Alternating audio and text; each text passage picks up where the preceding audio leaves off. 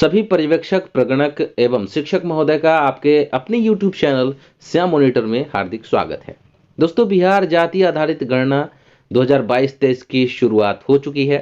शुरुआत नजरी नक्शा से हुआ है और इसके बाद मकान संख्या देने का कार्य शुरू होगा और इसके बाद गणना का कार्य होगा।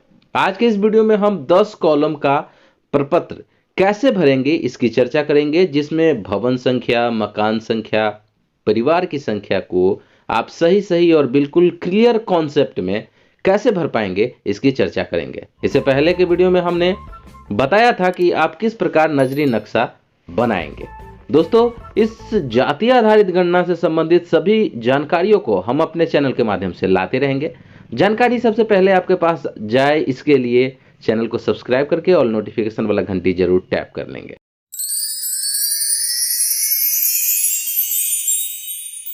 तो वीडियो शुरू करने से पहले कुछ महत्वपूर्ण जानकारी जो करनी है आप लोगों को निश्चित तौर पर, वो मैं बताना चाहता हूं।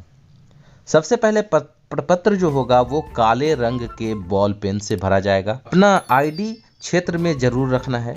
जानकारी को सही समझे एवं नहीं समझने पर प्रश्न जरूर करें। गणना कर्मी के पास सभी आवश्यक सामग्री होनी चाहिए। गणना के समय सबसे महत्वपूर्ण व्यक्ति आप जिसका गणना कर रहे हैं वो है, इसलिए उनसे पूरी सलीके और तरीके से बात करें और आदर सूचक बात करें, क्योंकि उनके सहयोग से ही आपका सही गणना हो पाएगा। प्रपत्र भरने में जो अंक पद्धति दिया गया है उसी के हूबहू पद्धति में आपको अंक भरना है और अंक को दिए गए बॉक्स के एकदम बीच में भरना है। गणना क्षेत्र के सभी मकान, चाहे वो आवासीय हो या गैर आवासीय हो, चाहे आपको लग रहा हो यहाँ कोई रहता हो या न रहता हो, निश्चित तौर पर उनका भ्रमण जरूर करें। दिए गए कोड का सही प्रविष्टि करें। इसके बाद जो सबसे महत्वपूर्ण बात है वो ध्यान देने वाला है कि आपको क्या नहीं करना है प्रपत्र के साथ। तो आपको मैं बता दूं कि प्रपत्र को किसी भी हाल में न मोड़ना है, न गोल करना है और न उस पर रबर लगाना है। प्रपत्र पर ओवर राइटिंग भी नहीं करना है। किसी भी प्रकार का चिन्ह और लैंडमार्क प्रपत्र पर नहीं लगाना है। ये तो थी कुछ महत्वपूर्ण बातें जो आपको करनी है और क्या नहीं करनी है। दोस्तों, वीडियो थोड़ा लंबा होगा, लेकिन वीडियो में दी गई जानकारी एकदम सही और सटीक होगी, तो वीडियो को जरूर देखें, पूरा जरूर देखें, वीडियो को स्किप बिल्कुल ना करें। तो बिना देरी किए हुए चलिए शुरू करते हैं। 10 कॉलम का जो प्रपत्र है वो आप कैसे भर पाएंगे। तो दोस्तों, ये है मकान सूची विवरण, लोकेशन कोड, जिला कोड, नगर, ग्राम, वार्ड कोड, गन्ना ब्लॉक, ये सब जो है आप अपने संबंधित जिला से जो भी कोड प्रोवाइड किया जाएगा उसके अनुसार आप भरेंगे। अब जो आपको जानकारी, जो सबसे महत्वपूर्ण चीज है वो है आपका भवन संख्या कैसे डिनोट करेंगे, मकान संख्या कैसे डिनोट करेंगे और परिवार की संख्या कैसे डिनोट करेंगे। परिवार का क्रम संख्या क्या होगा, इसको आप अगर ध्यान पूर्वक देखेंगे तो इस प्रपत्र को आप इजीली भर लेंगे। सबसे पहले जो ध्यान देने वाली चीज है वो है मकान का प्रकार। मान लीजिए पहला प्रकार जो होगा आपका भवन का, वो एक भवन होगा जिसको आपको 3 अंक में आपको क्रम संख्या लिखना है, इसको भी आप ध्यान में रखें। और एक भवन में एक ही मकान अगर है तो भवन संख्या को हम लिखेंगे 001 और इसी प्रकार उसमें जो अंदर में मकान दिया गया है उसकी भी संख्या को हम 001 डिनोट कर देते हैं। इसके बाद हम प्रपत्र में यहाँ भर लेते हैं। प्रपत्र में हम यहाँ पे सबसे पहले क्रम संख्या में 001 करेंगे। इसके बाद भवन संख्या में भी हम 001 लिखेंगे, 001 कर देते हैं, 001, और मकान संख्या भी 001 ही होगा। इसके बाद जिस उद्देश्य से मकान का उपयोग किया जा रहा है, यहाँ पे आवासीय है तो यहाँ आवासीय हम लिख देते हैं। उसके बाद परिवार की संख्या है, तो देखिए इस भवन में एक ही परिवार है तो परिवार की संख्या में 01 डिनोट कर देंगे। इसी प्रकार परिवार के मुखिया का नाम मान लीजिए राम है तो हम यहाँ पे राम लिख देते हैं। परिवार के कुल सदस्यों की संख्या है तो जितनी भी संख्या हो सदस्य की वो हम यहाँ पे लिख देते हैं। तो मान लीजिए कि परिवार की संख्या 5 है तो 5 लिख देते हैं। परिवार का क्रम संख्या, ये ध्यान देने वाली बात है। परिवार का क्रम संख्या भी 0 1 ही होगा, क्योंकि एक ही परिवार है। तो जहाँ पे 0 1 दौरे की तिथि के कॉलम में 0 1 या 7/1/2023 या 23 डिनोट कर देंगे, 7/1/23। दोस्तों इसके बाद हम दूसरे प्रकार के भवन में आते हैं। जैसे एक ये भवन है, इसमें 3 परिवार रहता है।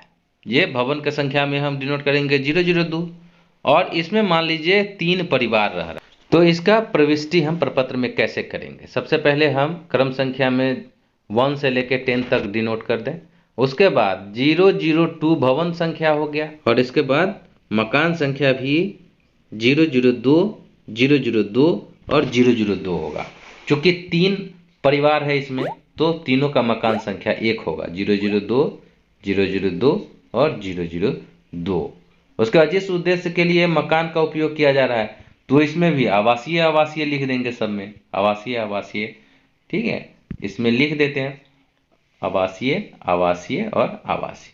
अब परिवार की संख्या कह रहा है, तो परिवार की संख्या आप सभी को मैंने बताया कि 3 परिवार इसमें रह रहा है, तो 3 परिवार 03, 03 और 03। इसके बाद जो फॉर्मेट आता है, अगला फॉर्मेट, वो है परिवार के मुखिया का नाम। तो जो भी मुखिया का नाम हो, तो उसमें मुखिया का नाम, मान लीजिए श्याम है मुखिया का नाम, तो श्याम लिख दीजिए। मोहन, सोहन, मान लीजिए तीनों मुखिया का नाम तो लिखना पड़ेगा। इसके बाद अगला कॉलम है परिवार का क्रम संख्या। तो परिवार का क्रम संख्या 1 हो जाएगा, 2 हो जाएगा और 3 हो जाएगा। ठीक है, और दौरा का तिथि जो है 7/1/23 लिख देते हैं, 7/1/23 और 7/1/23 ये प्रविष्ट कर देते हैं। दोस्तों अगला जो भवन का प्रकार है, मान लेते हैं एक ये भवन है, और ये भवन 2 हो गया, तो 003 भवन संख्या हो जाएगा, और इसमें मकान 2 है। मान लीजिए बीच से हम ये मकान 2 मकान है, तो मकान का संख्या जो 02 तो हो गया है, तो 3 हो जाएगा, 04 होगा। मान लीजिए दोनों का निकासी अलग अलग है, तो मकान संख्या 3 और 4 हो जाएगा। तो अब इसका प्रविष्टि हम इसमें करते, तो भवन संख्या तो 003 हो जाएगा, दोनों का 003 003।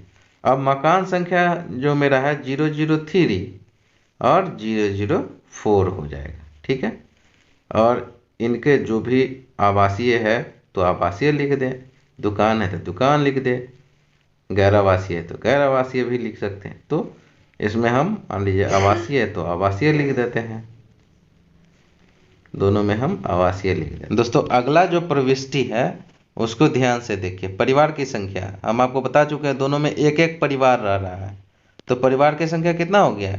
01 लिख देंगे और 01 लिख देंगे।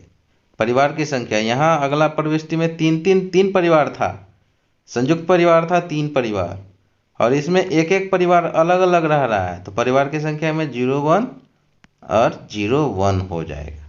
ठीक है, और जो भी परिवार के मुखिया का नाम है तो मुखिया का नाम लिख दीजिए, जो भी मुखिया का नाम हो। तो मान लीजिए इसमें मुखिया का नाम है दीपक, तो दीपक लिख देते हैं। दूसरे मुखिया का नाम है कमल, तो हम कमल लिख देंगे।